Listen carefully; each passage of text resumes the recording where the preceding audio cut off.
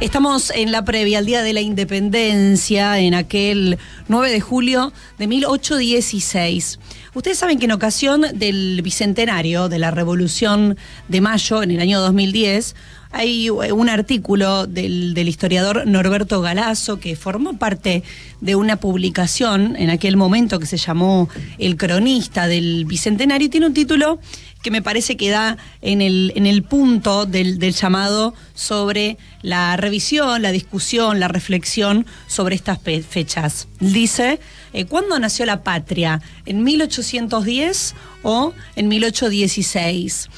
Allí plantea ese artículo que es inconsistente sostener que el 25 de mayo del 2010 nació la patria, separándose de España en aras de un comercio libre y por la acción de los vecinos propietarios iniciada en el Cabildo Abierto de días anteriores del 22 de mayo. En cambio, lo que dice ese artículo es que, al contrario de lo planteado por Mitre, la idea sustentada por Juan Bautista Alberdi es más correcta. Cito textual: la Revolución de Mayo es un momento o un detalle de la Revolución Hispanoamericana, y esta lo es a su vez de la Revolución Española surgida el 2 de mayo de 1808 contra el invasor francés, pero al mismo tiempo formando juntas democráticas y levantando reivindicaciones populares. Y esa Revolución Española, sigue esta cita, es un momento de la Revolución Francesa del 89. Es decir, todos estos movimientos no son ni separatistas, ni antihispánicos, ni pro-británicos, sino que son democráticos. Y desde esta mirada, dice Galazo, Alberdi permite explicar entonces por qué la independencia de la Argentina se declara 6 años después de aquel hecho, el 9 de julio de 1816. Lo cual ocurre después de 1814, luego del fracaso de esa revolución democrática española con la traición de Fernando VII, y ahí esas luchas en América se comienzan a tornar independentistas, recién a partir de esa fecha. En ese camino, localmente, de lucha contra el absolutismo, el Frente Democrático en la Argentina, el Frente Democrático de esos sucesos de mayo, va a estar compuesto por distintos sectores. Y aquí hay un aspecto clave también. En un primer momento, un sector que tendrá también la imposición de la línea de Moreno, que sería el sector revolucionario, pero más tarde se modifica en ese camino, en ese rumbo, hacia el de una mirada de la burguesía comercial, ¿no? Esas son entonces las dos rutas de mayo, así las denomina Scalabrini y Ortiz, surgidas a partir de la Revolución de Mayo de 1810 y que pregonan distintos intereses y que son los dos modelos que van a recorrer la historia de nuestro país hasta nuestros días realmente. Por un lado, la burguesía comercial, que era librecambista, que era pro-británica, que era antihispánica. Este frente estaba compuesto por criollos para quienes la plena libertad de comercio, sin aranceles a la aduana, por ejemplo, eran fundamentales para sus negocios. Y a su vez también había un sector, además del nativo, un sector inglés, al que incluso se le habían concedido permisos de radicación en 1909, cuando todavía estaba el virrey, y para este sector se terminaba el negocio si ese permiso temporario concluía, entre otros elementos, ¿no? Y con ellos una estrecha relación con Gran Bretaña, una línea histórica liderada por Rivadavia, por Mitre, y por otro lado la burguesía revolucionaria con ideas proteccionistas, que implementó el programa de la revolución, que fue el plan de operaciones de Mariano Moreno, que luego de Moreno ese modelo vuelve a tomar fuerza recién con San Martín, luego del segundo triunvirato en la lucha por la unificación de los territorios, con una mirada de las zonas interiores, federales, que fomentan la unidad latinoamericana y la formación de límites sobre los viejos virreinatos buscando un desarrollo autónomo.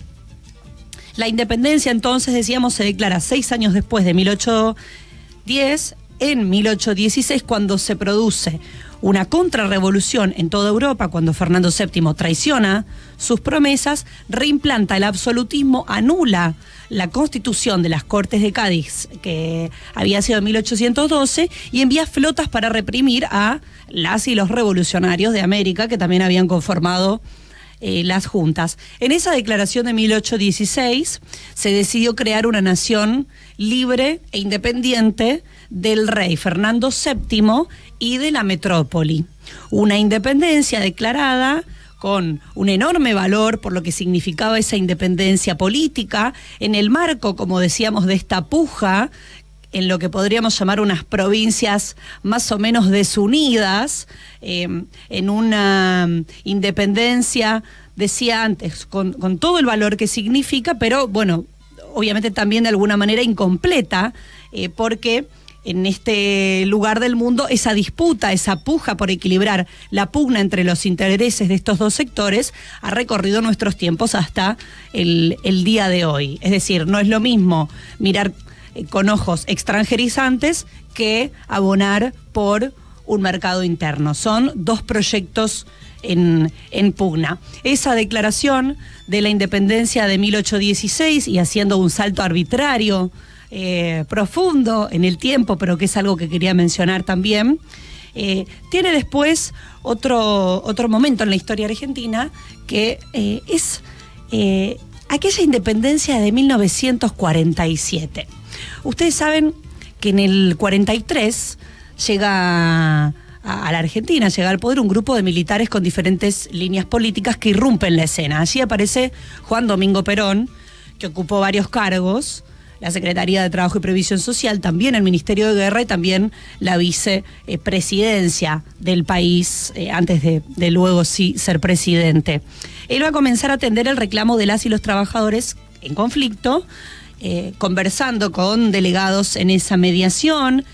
hace referencia a este militar, a la necesidad de industrializar, de desarrollar escuelas, de una obra social en el país, y su postura va a ir en línea, ya estamos en la mitad del siglo XX, con la de otros movimientos de liberación nacional que también se dieron y surgieron en nuestra región al mismo tiempo. Estas conquistas en materia social, que mejoraron la calidad de vida de quienes estaban más desprotegidos, fueron el resultado de mediaciones justamente entre el sector del trabajo y el sector del capital, ¿no? El sector también de los empleadores. No van a pasar desapercibidos en la historia argentina enormes conquistas, vacaciones pagas, aguinaldo, jornadas laborales de 8 horas, el franco, la jubilación, la indemnización, el estatuto del peón, entre otras. Y a partir de allí, las y los obreros acceden a espacios que hasta el momento estaban asignados a un sector dominante. La clase trabajadora se convierte en un actor social de enorme relevancia y decisivo en el Estado, en el escenario nacional, en realidad. Incluso la movilización del 17 de octubre del 45 pone en evidencia la aparición de este nuevo sujeto político, económico, cultural, con una fuerte identidad al mismo tiempo, y con un desarrollo también, un planteo desde una conciencia nacional. El peronismo en esa etapa, y por eso se habla también de esta segunda independencia o esta independencia económica que declara Perón en el 47, constituye en aquel momento un frente nacional que transforma la dependencia que caracterizó a la Argentina agroexportadora de los años anteriores. Un nacimiento de un movimiento que podría situarse allí en el 17. Pero yendo particularmente al acta de 1947, se busca retomar, completar el espíritu de 1816, declarando entonces la independencia económica argentina. Muchos compañeros, compañeras hablan de una revolución inconclusa en aquel momento en la Argentina. Una textual breve del acta de esa independencia económica dice: los pueblos y gobiernos de las provincias y territorios argentinos que fundan la decisión de esta declaración en romper vínculos dominadores del capitalismo foráneo enclavado en el país y recuperar los derechos al gobierno propio de las fuentes económicas nacionales. Habla luego de la declaración y la ratificación ante el pueblo y el gobierno, del gobierno y del propio pueblo, representados a través de ese acta, justamente de defender, de poner bajo seguro y como garantía sus vidas y honor ante esta declaración de la independencia económica. Decía antes con la licencia deliberada de enormes hartos de tiempo que estoy haciendo, pero me parece relevante para venir un poquito hacia acá, hacia nuestros tiempos, un poco tomando como excusa el Día de la Independencia, y es en un salto a la etapa que se abre en el 2001 en la Argentina. Hay una pregunta en un artículo que me gusta mucho del trabajador metalúrgico Agustín Piraña Colobos, cuando recuerda aquella figura política que venía del sur de nuestro país, y él dice,